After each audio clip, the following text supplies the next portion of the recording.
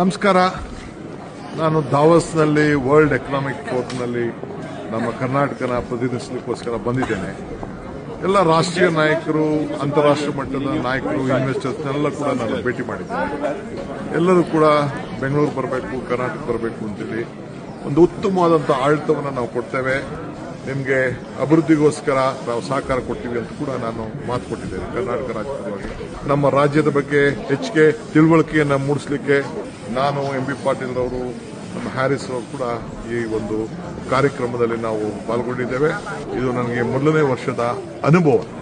ಈ ಅನುಭವ ತೆಗೆದುಕೊಂಡು ಈ ಕರ್ನಾಟಕ ರಾಜ್ಯನ ಅಭಿವೃದ್ಧಿ ಮಾಡಲಿಕ್ಕೆ ಖಂಡಿತ ಪಣ ತೊಡೋಣ. ಆದರೆ ನಾನು ಕೂಡ ನಿಮ್ಮ ರಾಜ್ಯ, ನಮ್ಮ ರಾಜ್ಯ, ಈ ಕರ್ನಾಟಕವನ್ನು ಅಭಿವೃದ್ಧಿ ಮಾಡಲಿಕ್ಕೆ, ಕರ್ನಾಟಕದಲ್ಲಿ ಇನ್ವೆಸ್ಟ್ಮೆಂಟ್ ಬರಲಿಕ್ಕೆ ಅನೇಕ ಕಾರ್ಯಕ್ರಮಗಳನ್ನು ಅವರಿಗೆ ಕೊಟ್ಟಿದ್ದೇನೆ. ಎಲ್ಲರೂ ಕೂಡ ಸಂತೋಷಪಟ್ಟಿದ್ದಾರೆ.